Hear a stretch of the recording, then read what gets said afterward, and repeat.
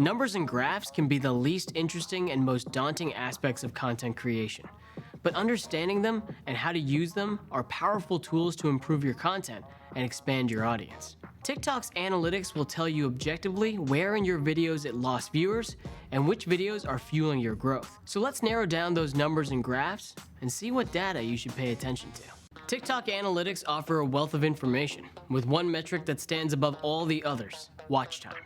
Watch time is the monarch that all other metrics pay homage to. Next in importance are any other statistics related to watch time. Average watch time is just like it sounds. It's the average watch time people gave your video.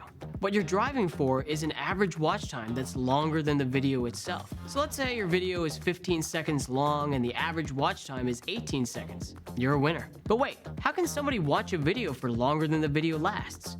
Remember, it's an average watch time, so it's the total amount of watch time divided by the number of viewers. When a video's average watch time is longer than the video's length, it means viewers are watching your video on a loop, or even better, coming back to it later.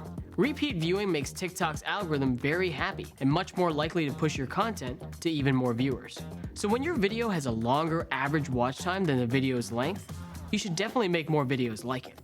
Conversely, if the average watch time is less than the video's length, it tells you that viewers don't find the content engaging. If you see a pattern of a particular type of video getting a lower average watch time than its length, then creating this type of content doesn't benefit you and you need to mix it up. Try something different, or just focus on the videos that do work for you and your brand.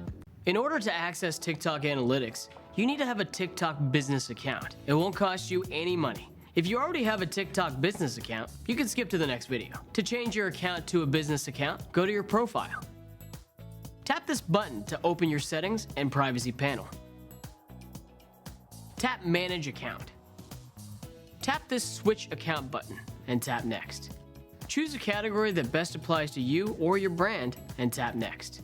On subsequent visits, go to your settings and privacy panel and select Creator. Then tap Analytics and you're done.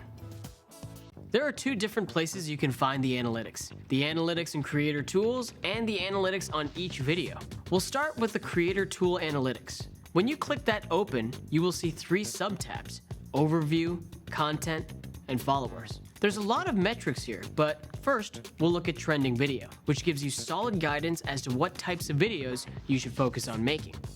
Another key stat to look at is the video views graph in the overview tab. The peaks and valleys will show you what days your viewership spikes. Pay attention to those spikes and look at what videos you posted those days. If certain days of the week consistently spike higher, then those are the best days for you to post.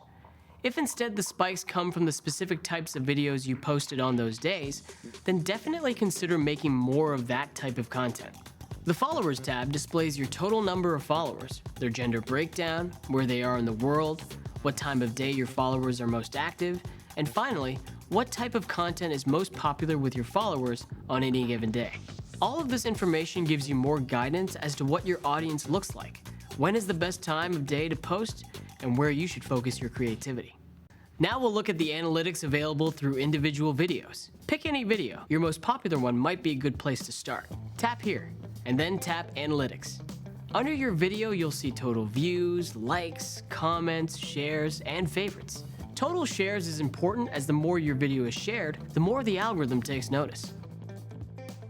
Below that, you'll see average watch time, which we discussed earlier.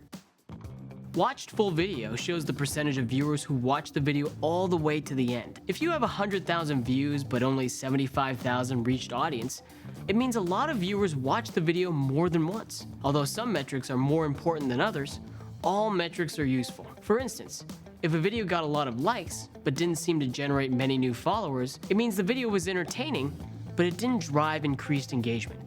If a video gets a lot of favorites, that's an indicator that this content resonates with your niche. So good job.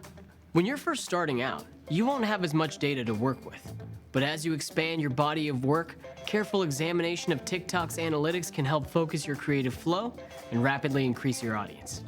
Audience breakdown is an important metric that can be easily overlooked, but you should pay attention to who you're potentially attracting onto your page and checking to see if that matches with what you perceive to be your target audience. If you're running a car dealership in New York City and your follower analytics show that you are mostly being viewed by 12-year-olds in China, you may need to go back to the drawing board. Alternatively, you can embrace the audience that you do have and focus on that instead. If you choose to modify your content, here are some questions you can ask yourself. What type of content do you like watching the most? Is it the same as the content you like creating? What value does your content offer to your target audience? Does it answer questions? Does it solve problems? Who are the top influencers in your niche, and who is their target audience? What are the trending hashtags for your niche? And are you using those hashtags effectively? What feedback have you received from your audience? And how can you and your content benefit from that feedback? Analyzing your audience breakdown in the short term and the long term will tell you if you're on the right path, or if you have to change tactics, or possibly change targets.